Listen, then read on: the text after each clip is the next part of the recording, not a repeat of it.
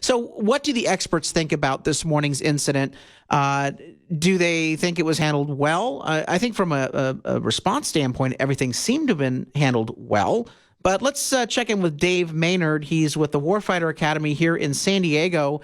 And, of course, he's done some consulting and continues to do programs for active shooting scenarios. He trains businesses and trains individuals in how to actively or respond to these issues. Dave, what were your thoughts about how this thing went down this morning? Well, first off, when I hear their news reports, I don't really believe anything they're saying. So I usually just go, okay, these are the reports. This is what's up. Here's the subject area. So now I just, start paying attention to what's going on. But I don't take for what's coming out of the media as, the gospel yet. It's going to take a long time to iron out all that. Yeah, because you saw a lot of the early reports were erroneous. Exactly. So, and that's normal. So, for me, the idea of doing a call-out, not letting the particular operators know it's for real is good because it allows for the Murphy's Law thing, and that is anything that can go wrong will go wrong. And so, you get your usual call-outs. If it's training, your mindset's, halfway, okay, we've got to go do this drill. But when you get the real call-out and you think you're really going there, that's when you forget everything like your gloves. You forget that, you do all the stupid things, right? And then you're loading out. You got to get up and you got to go, and you're out the door.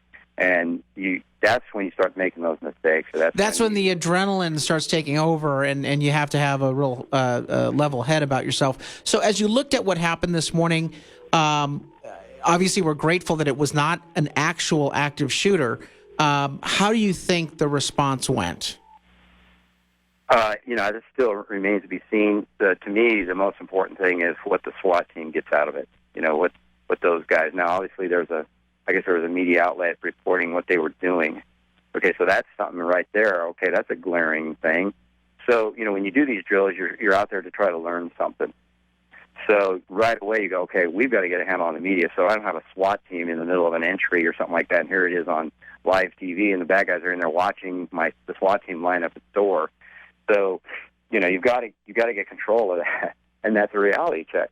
So I couldn't imagine how the media was able actually to get into the medical center because the CBS 8 reporter I'm talking about was pretty darn close enough to actually shoot footage of the parking structure and these guys walking down an alleyway armed and ready to execute some sort of drill or operation there. Do you think that there needs to be an improvement here in terms of how public communications was handled on this response? Yeah, without question. That's always the case, actually, because the information is always scattered, and it takes a long time for it to filter through what actually the truth is.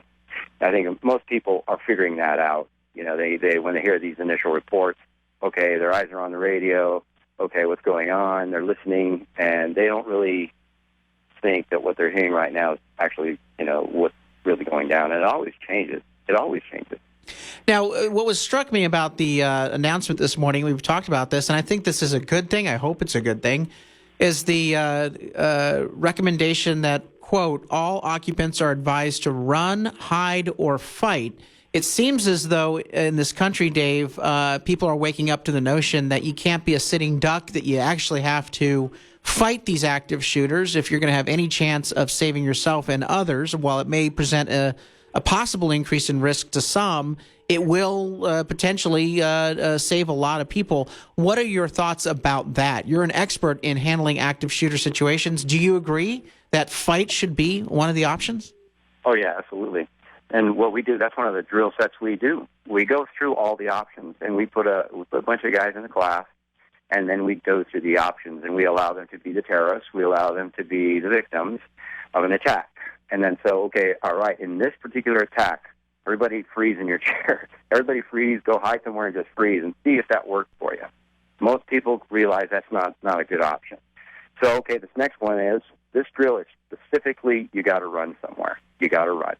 So that's what they work on. They work on, here comes the attack. It's somewhere in the building somewhere, and they got to figure out where to run. They got to listen to where the sound is. They got to get in the other direction, so they got to run somewhere. And the attackers are looking for them. So they're starting to look at the big picture versus just, oh my gosh, I'm just going to run down the hallway and dive out a window. Then the next thing you work on is the hiding. Okay, let's go and take a look at this right now. Look at your office space, and if you had to hide right now, where would you hide? And then what we do is we also, as a terrorist, playing the role of the terrorist, look how big of a building you got to go through here. You don't have time to clear everything, so you're going to be looking for the easy targets. The low-hanging fruit, someone just sitting out there in the open. That's it. So, an initial hide is good. Later on, we do the evading part where, okay, yeah, maybe I run, hide because I got nothing, or I obtain things along the way. I can obtain a fire extinguisher. I can retain a broom handle. And I go hide in a closet or something. But one thing we teach these guys is if I'm going to hide, I also need to be able to prepare to attack when I get discovered. All right, David Maynard from the Warfighter Academy, who's an expert in dealing with active shooter situations. Thanks so much for joining us on the DeMaio Report. Roger that.